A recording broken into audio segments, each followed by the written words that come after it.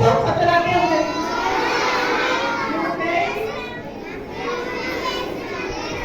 अच्छा ठीक है, गेम तो खेलते ही होंगे। तो हमारी मम्मी,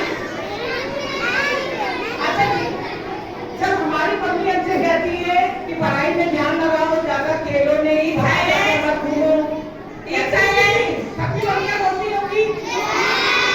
तो उनके ज्यादा बोलने पर हमें गुस्सा आने लगती है, कभी कभी आती है गुस्सा, आती है। तो क्या करते हैं, हम उनसे बात करना बंद कर देते हैं, करते हैं कि नहीं? थोड़ी देर के लिए मम्मी को इग्नोर कर देते हैं।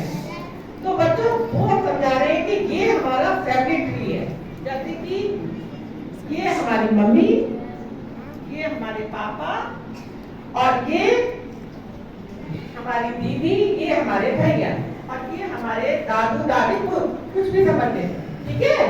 और ये है आप।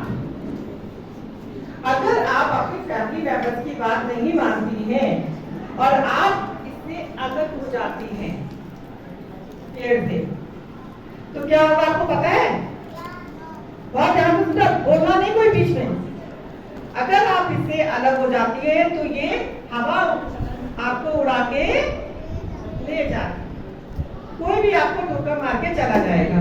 तो क्या आप चाहती हैं कि आपके साथ ऐसा हो? तो इसके लिए हमें क्या करना है कि हमें अपनी मम्मी की बात माननी है, किसी भी तरह से हमें उनको इग्नोर नहीं करना है। ओके, चलो मैम, किसी भी तरह से उनको इग्नोर नहीं करना है। अगर हम पेड़ के साथ रहते हैं तो हम हरे भरे रहते हैं, यानी कि हम हेल्दी रहते हैं, रहते हैं कि नहीं? अगर कोई लीफ इस पेड़ से निकल जाएगी और गिर जाएगी तो क्या होगा? हवा उसे उड़ा के कहीं दूर ले जाएगी, अपनी फैमिली से आपको दूर कर देगी, अलग कर देगी, अलग कर देगी। और जब हम फैमिली से अलग हो जाएंगे तो हम वीक हो जाएंगे कि नहीं?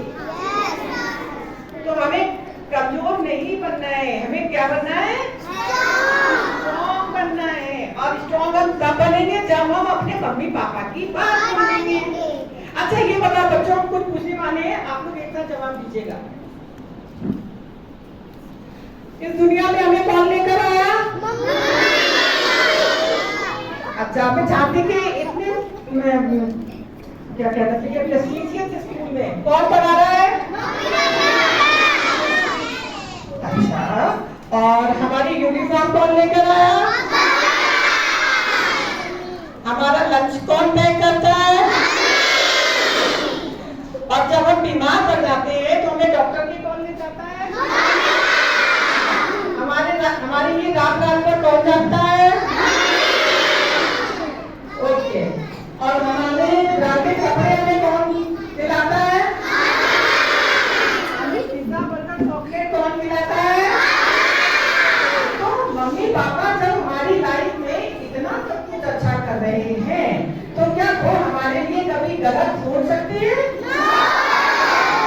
तो हमें क्या करना है? हमें अपनी मम्मी पापा की बात हर स्थिति में, फर्स्ट हमें अपने मम्मी पापा की बात माननी है, सेकंड हमें अपनी टीचर्स की बात माननी है। क्योंकि ये बताइए, आप स्कूल में आते हैं, टीचर हमें अच्छी अच्छी बातें पढ़ाती है, तो हमें टीचर की भी रेस्पेक्ट करनी है, उनकी हर बात अप्लाई करनी है अपनी लाइफ में।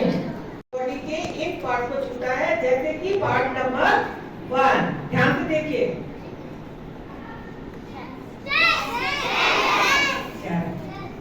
Part number 1, okay. Part number 2, leg के बीच का हिस्सा, ठीक है। पार्ट नंबर बॉटम, ये 3 पार्ट हमारी बॉडी के ऐसे होते हैं, यदि कोई भी इंसान हो, चाहे घर का मेंबर हो या घर के बाहर का, अगर कोई भी इंसान आपकी बॉडी के इन पार्ट को हाथ लगाता है तो वो क्या हुआ? Back tax, yes. अब उस स्थिति में हमें क्या करना है? अब बताइए कौन बोल रहा है? क्या करना है?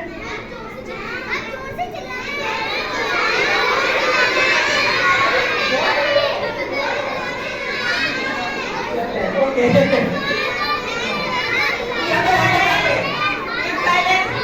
सही कहती हूँ, मेरा तो बच्चे और भी ज्यादा क्या समझाया था बेटा? है ना? ठीक है, क्या बोला था? अगर कोई इंसान कोई भी पर्सन, चाहे वो आपका फैमिली मेंबर हो या फैमिली मेंबर ना भी हो, अगर आपकी बॉडी के एक पार्ट को हाथ लगाता है, इवन आपके यदि लिप्स को भी छूता है, ऊपर ये फिंगर लगाता है, तो ये भी बैड टच है। उसको कोई राइट नहीं है आपकी बॉडी के इन पार्ट को छूने का। सिर्फ और सिर्फ हमारी मम्मा ही हमारी बॉडी के इन पार्ट को टच कर सकती है।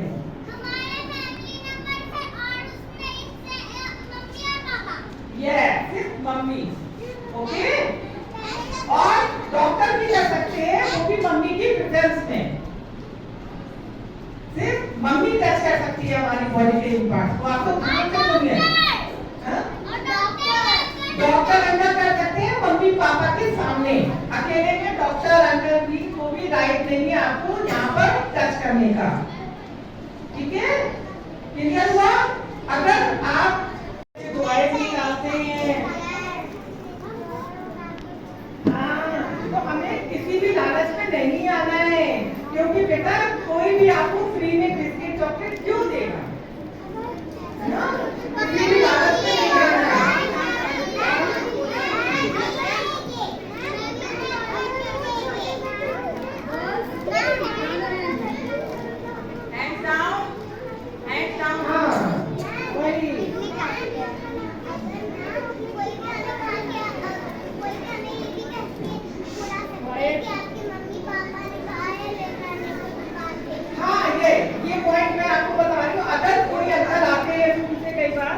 कि आप तो मम्मी पापा बुला रहे हैं, तो हमें अपने मम्मी पापा के साथ एक कोड डिसाइड करना है। कोड मींस जैसे हम जय हिंद कर सकते हैं कोड, ठीक है, जय भारत कर सकते हैं, या हम मैगी कर सकते हैं, या हम पिज्जा कर सकते हैं, कुछ भी कर सकते हैं। अपने वो आपका और आपके मम्मी पापा का सीक्रेट होगा, वो किसी भी थर्ड पर्सन को वो चीज नहीं पता होगी। अगर वो अंकल आपको कोड बताते हैं, सपोज आपने जय हिंद कोड डिसाइड किया, ठीक है, और वो अंकल आपको स्कूल से या कहीं से भी लेने आए कि आपके मम्मी पापा का एक्सीडेंट हो गया। बहुत से ऐसा होता है कि मम्मी पापा का एक्सीडेंट हो गया, चलो चलो वो बुला रहे हैं, तो फिर आपको उनसे कोड पूछना है। अगर वो कोड बताते हैं तभी जाइएगा, वरना नहीं जाना है।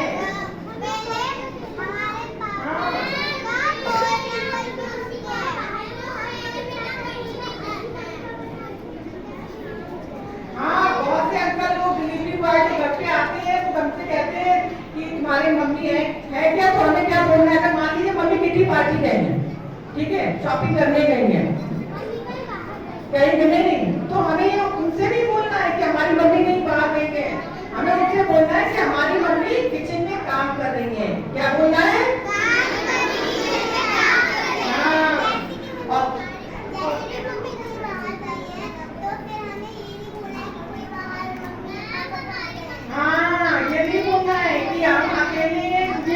को नहीं बताना है।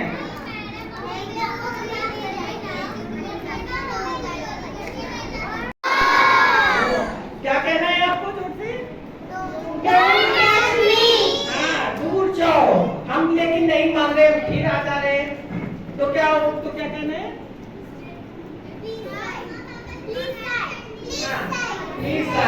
अगर हम फिर भी नहीं मान रहे, आपके कंधे पे हाथ रख रहे हैं, आपके बालों को छू रहे हैं, पूछ रहे हैं बेटा आप कौन से स्कूल में पढ़ते हो, तो हमें क्या करना है?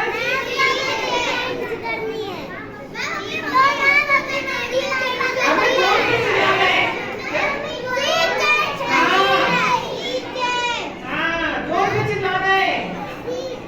हमें उन्हें अपने पास नहीं आने देना है। अगर वो ऐसे ऐसे टच कर रहे हैं, आपको पता चलता है ना कि दिस इज बैड टच, पता चलता है ना? बच्चों, हम लोगों को भगवान ने एक अच्छी करने के लिए स्पेशल पावर दी है, जिससे हम लोगों को छोटे से ही चीज का आभास हो जाता है कि सामने वाला इंसान हमें अगर देख भी रहा है तो किस भावना से देख रहा है। ठीक है, तो जैसे ही जब वो हमें टच भी करता है तो हमें पता चलता है, वहां पर हमें चुप नहीं रहना है, हमें तुरंत उसको धक्का दे देना है।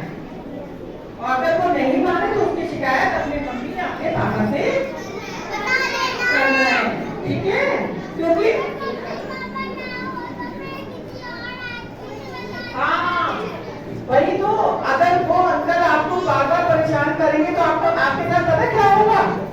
आप लोग ध्यान से देखिए, अब आपके पॉइंट समझ हो जाएंगे, हम नहीं समझाते हैं। अगर आप वो अंकल बार बार आपको परेशान करेंगे, आपकी फ्रॉक छुएंगे, आपके बालों को, इवन हमारे कोई बालों कपड़ों को भी छूता है और उसकी इंटेंशन गलत है, तो वो कौन सा टच हुआ? सिर्फ हमारी बॉडी पार्ट्स में नहीं होता है, अगर कोई हमें गलत भावना से देख भी रहा है तो वो भी होता है बैक टच। ठीक है?